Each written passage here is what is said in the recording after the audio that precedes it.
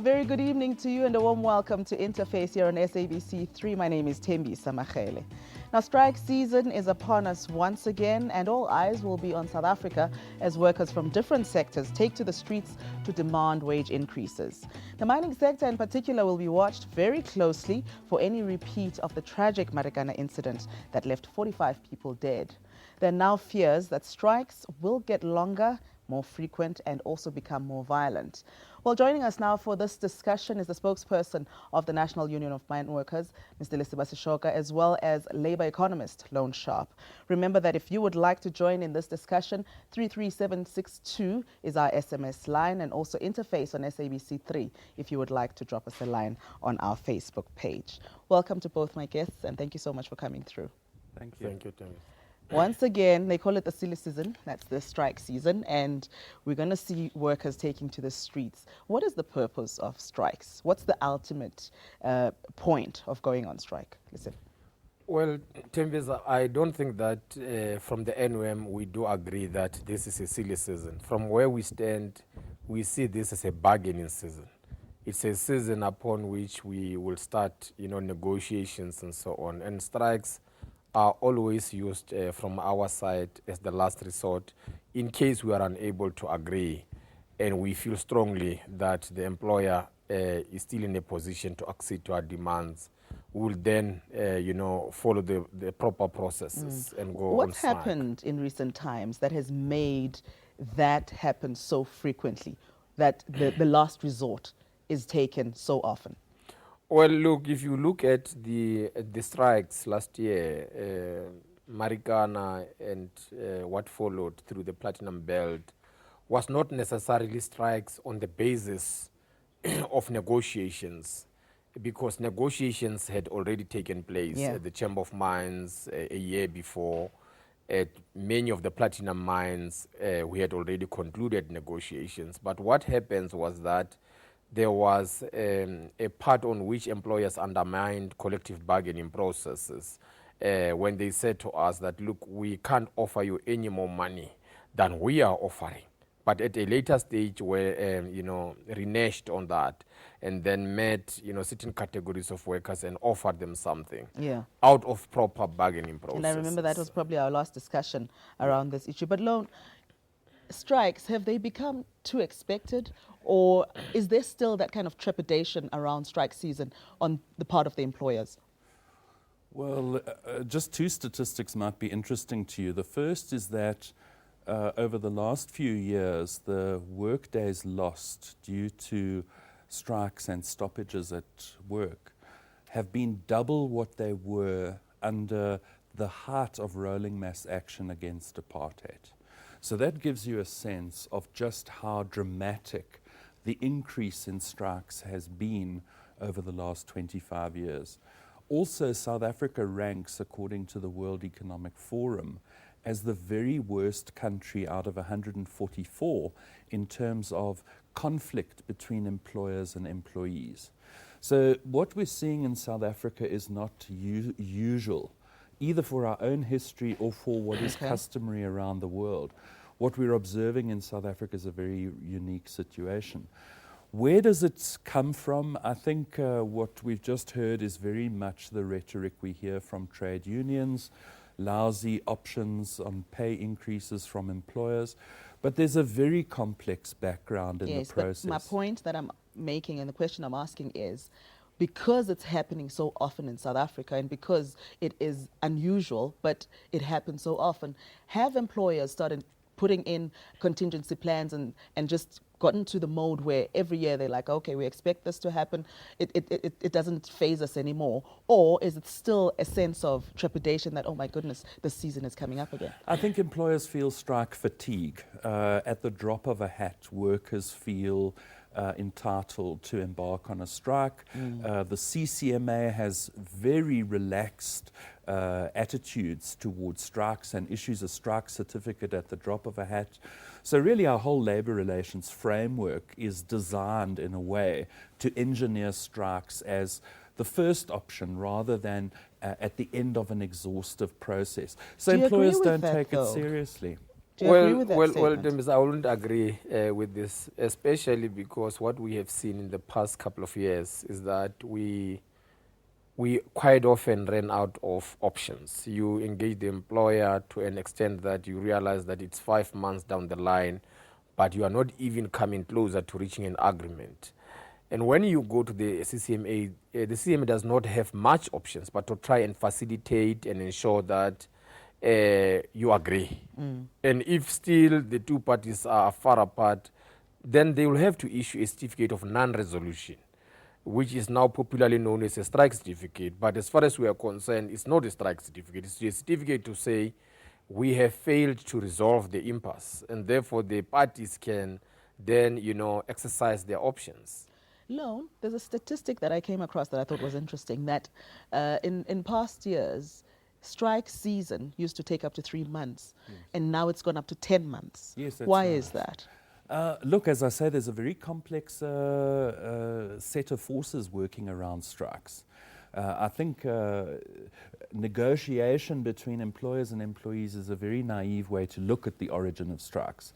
For example, we know that union membership is under steady long-term pressure in South Africa.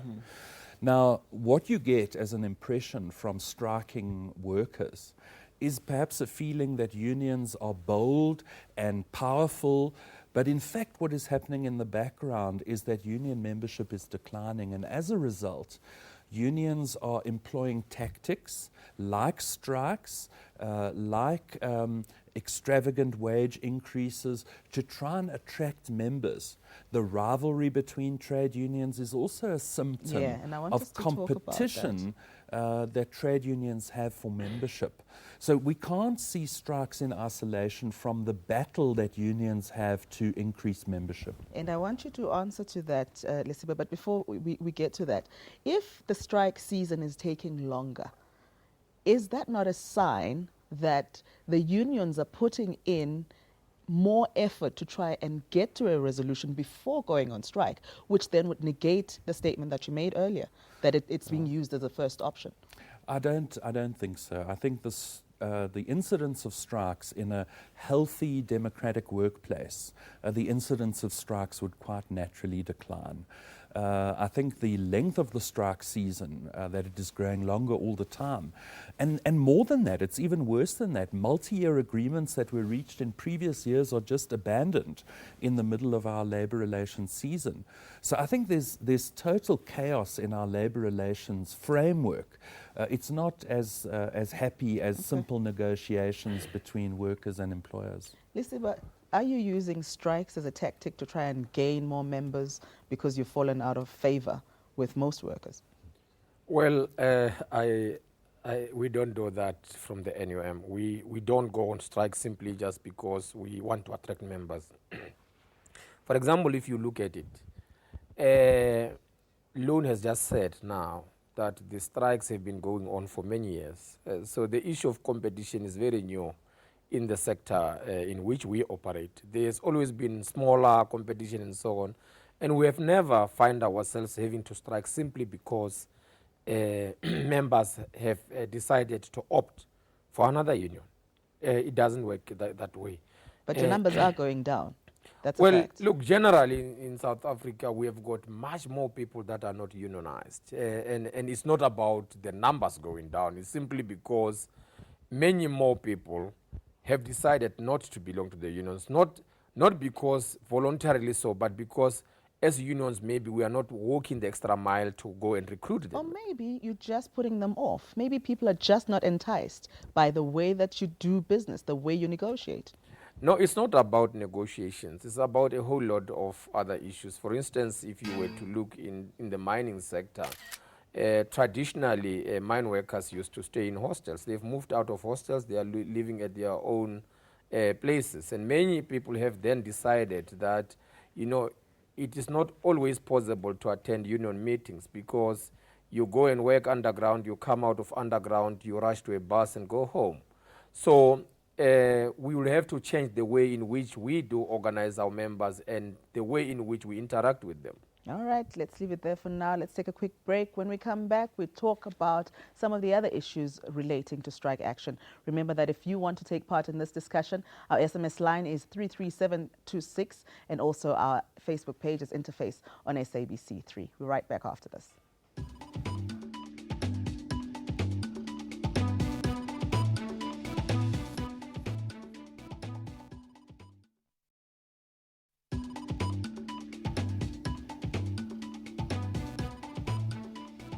Welcome back. You're watching Interface here on SABC3. And we're talking to Lesiba Sishoka, who is the spokesperson of the National Union of Mine Workers, and also Lone Sharp, who is a labor economist. Now, one of the things that I came across and I thought was very interesting is that Treasury says that over the past financial year, the 2012-2013 financial year, strike action shaved off 50 basis points from the economy. So we would have grown at 3%, but we grew at 2.5% because of strike action. And the question is, are you then not making it difficult for the government to deliver services to the country and to the poor people that you're always talking about? Well, you know, Tembisa, in English there's an expression that says where elephants fight, the grass suffers. And this is the case here.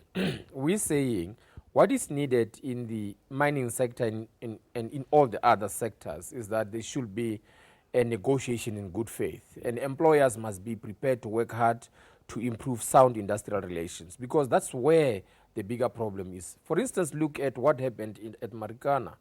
You had a situation in which a certain category of workers were left out of bargaining process. Through the bargaining process, the employer said, look, we can't afford any more money. But as a result of the competition between platinum companies, then the employer comes back and then offers a certain category of workers outside a bargaining process an increment. And the other workers are saying, well, we want to get the same. We want to be treated the same. We're also working for you. Yeah. So you can see it's not about a union that is giving problems. It's simply about employers that are acting in bad faith. But bottom line, Lone, the economy is suffering. Yeah, the economy suffers. I mean, the economy needs to grow 4 to 5% per annum just to absorb all the matriculants who look for work every year. And the economy needs to grow 8 to 9% per annum just to make inroads into our unemployment rate. So economic growth is the paramount goal that will allow us to achieve all the other good things: employment, poverty reduction, etc. But and do I you think buy what Lesiba's saying, no, I though? don't buy it at all. Yeah. I think it's very convenient to believe that Marikana was the result of competition between platinum companies. I mean, the platinum company management that we spoke to during that period were absolutely terrified about what was going on. Here they had a rival trade union, a breakaway trade union from the National Union of Mine Workers, undermining the cozy relationship that the MUN had with management. In fact, leading to splinter groupings in all sorts of sectors. There are now splinter groupings in nursing unions, teachers' unions, transport unions. There is a disintegration of the politically aligned trade union movement in South Africa due to Marikana. I think it's very simplistic to say that platinum companies engineered Marikana because of bad faith in bargaining. But Lesiba, here is something that keeps cropping up, that some of these major unions, like your union, the top brass of those unions are too cozy with management. And so you can't really negotiate properly with the people that you are too close to.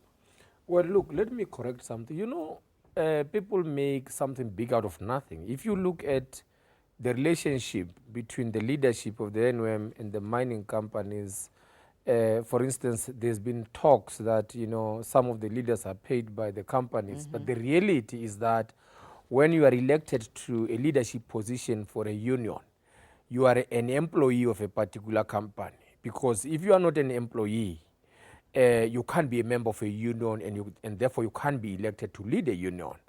But once you are elected, you become a full-time deployee. You are seconded to the union while at the payroll of your employer. So that when that the doesn't time mean you have to be in the pocket of the employer. Well, that doesn't mean you can't fight for the rights of the Of course, of that's the what I workers. want to clarify. Yes. I want to say to you that there is no particular instance that people can point to and say, in this instance, there's a cause relationship and therefore workers got something very less. Workers throughout the past 10 years in the mining industry have been receiving double-digit wage increases because of the negotiation power of the NUA. Let's talk about those double-digit increases. On the one hand, you've got the bosses or the mine bosses saying there's no money, production is down, we're not making enough profits. And then on the other hand, then you have the executive pay, like the report that came out this past week, saying those very mine bosses are being paid hefty bonuses at a time when their companies are not making profits. How does that make sense? Yeah, look, the work that I've done in this area shows conclusively that CEOs, and that might be different from other executives, but CEOs at any rate in the mining sector and in general, their remuneration is very closely tied to company performance through their performance bonuses. There's a 60% correlation between company performance and CEO remuneration. So, it's clear what the basis is of CEO pay, which is company performance. And I think bonuses are going to be very poor for CEOs in this coming year, where commodity prices are under pressure, wage costs are rising, and so on. The thing that worries me, because CEO pay is something completely separate. What worries me is that wages are rising at double digits, but productivity is not rising. In fact, for South Africa as a whole, labor productivity is at a 46-year low. This is unsustainable in the context of double-digit wages. Let's just close this one on remuneration before we bring you in, Lisa. But there's a graphic that we showed on the screen just now, just detailing, the pay of some of the executives. And some of the points that the unions have been making over the years make sense. They're saying nobody's expecting those CEOs to be paid the same as the mine workers. There's no logic in that. They're bringing skills, they're bringing all sorts of different things on the table. But the gap between what the mine workers are earning and what the CEOs are earning is just way too big. But look at the gap between my wages and a pop singer in the United States, or a super sportsman or sportswoman. The wages of those people are determined by the scarcity of their skill. I mean, Mariah Carey or Tiger Woods or any one of the CEOs of South African companies is paid in accordance with how rare their skills are. All right. Lisiba, you are not a Mariah Carey or a Tiger Woods. Why are you trying to be that? You see, we must compare apples with apples. You see, we're talking about South Africa here, not the United States. No, are we talking about pop singers? We are talking about workers who are responsible for production. In other words, no matter how good that so-called CEO can be, if these workers are not there, there can't be any good CEO. And I'm so upset about really what Lone is saying, because he's saying to us that the CEOs are being paid according to performance. But at the same time, he's saying that, well, look, these workers, the production is down. So what performance? Because if you're really a good CEO who must be remunerated that amount of money, you should be able to lead your teams and ensure that your teams are able to deliver properly in terms of production. All right, let's hold it there. We've got to take another short break. When we come back, we round this up and we'll also take some of your Facebook messages. Stay tuned.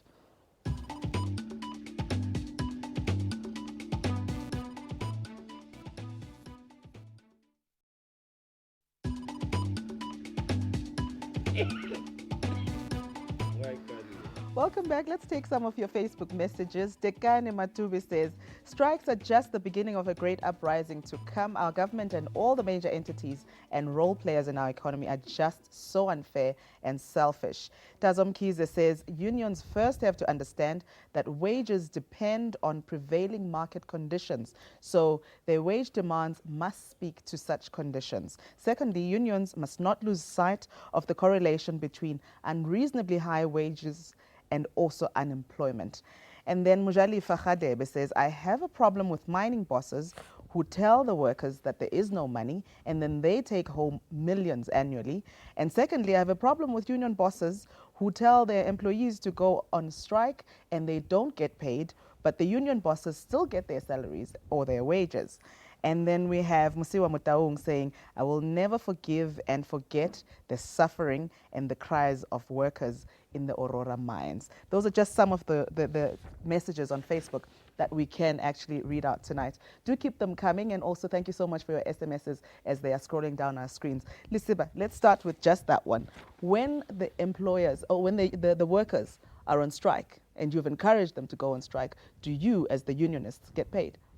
Well, look, if the workers go on strike, it depends on where those workers are. For instance, you will have some of our leadership that are also employed by the companies, but seconded to the union.